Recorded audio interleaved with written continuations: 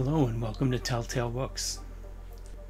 For the fifth work in my series on James Tiptree Jr., reading everything I can get my hands on in order of publication, we come to Parimutuel Planet.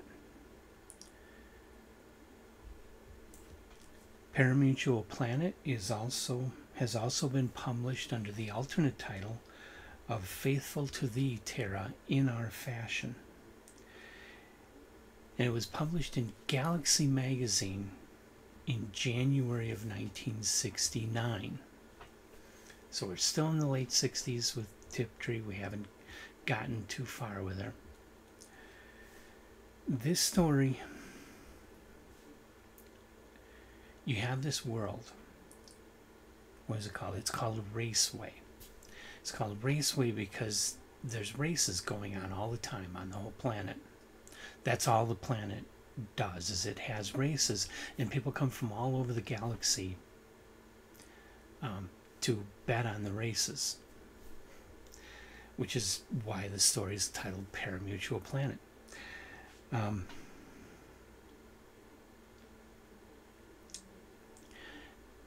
So it focuses on the main character, who is the chief steward of Raceway.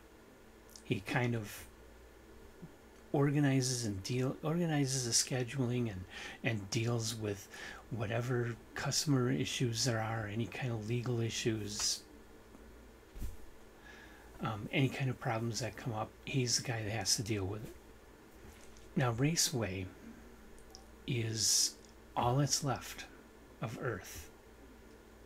Okay, Earth has been destroyed. The one valuable contribution that Earth has made to galactic civilization has been gambling.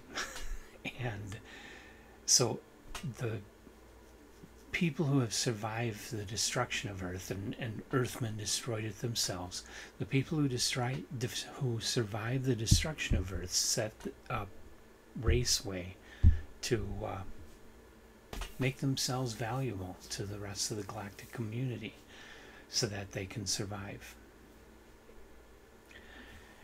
In a lot of ways, this story reminds me of Tiptree's very first story, Birth of a Salesman, where you had this government official dealing with all these scheduling and problems and aliens coming through, and how to get different alien species to understand the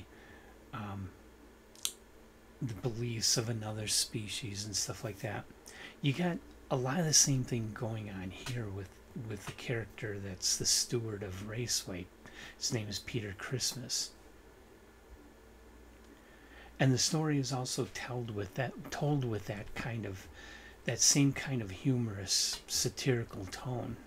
The story goes back to Tiptree's roots and repeats it in a very successful way, coming up with a different enough idea to hang on that same basic character that it does make a really good story. I wouldn't go so far as to call it a top tale, because top tales are great. Okay, top tales have to be best of the best. But just because something doesn't make top tale, that just means I don't think it's a classic. I think it's still very, very good, though. And I would recommend this to anybody that likes kind of humorous science fiction, anybody that likes Tiptree, anybody that's looking for something a little different, because Tiptree is very imaginative, and her stories always have a lot of imagination in the aliens, in the cultures, in the planets, the situations.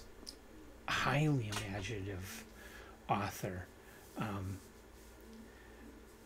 I haven't read enough of Cordwainer Smith yet to really say for sure, but I kind of think I'm going to find some similarities between the work of Tiptree and the work of Cordwainer Smith, because they both have that kind of different imagination. Not to say that other science fiction writers aren't imaginative. The whole genre is very imaginative. But there are writers whose just whose perspective on things is just different enough to really make their work stand out in a way that other work doesn't. And in many ways kind of ties the imagination in works like this of Tiptree back to the type of imagination, you know, wild, crazy, totally unscientific imagination of the 1930s science fiction space operas, just way better written. So you get that essential element that brings us to science fiction from works like this. I read it in the source that I'm reading most of these so far, 10,000 Light Years from Home, which I think is 1973. I think this was Tiptree's very first paperback collection.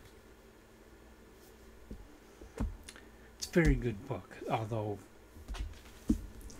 this isn't in the best of shape, and I haven't been able to find a better copy for any price I can afford. So it's a little bit rare, this issue with the Chris Voss cover. It's an Ace book, so it's a US book, but they hired Chris Voss to do a really cool cover. What it has to do with any of the stories, I don't know. Chris Voss used to complain about that he would get calls from art directors that would just say, do a cool spaceship, and he would have no clue what the book was about, but he would do the cool spaceship. And well, it sold books, even though a lot of times they had absolutely nothing to do with the story. So anyway, it is a really cool illustration on the cover, and I am glad to have this edition of 10,000 Light Years from Home. Wouldn't mind a hardcover of it, though. Or a more collectible modern edition. So that's really all I have to say about Parimutuel Planet. I hope you'll come back for my next Tiptree story, number 6, which will be The Last Flight of Dr. Ain. And like us and subscribe and see all the videos that we do of all the different authors, covering authors from the Brontes through H.G. Wells, through John Campbell and Jack Williamson, all the way up to China Mieville, Philip K. Dick, Greg Bear, Harlan Ellison, lots and lots of different authors being covered. And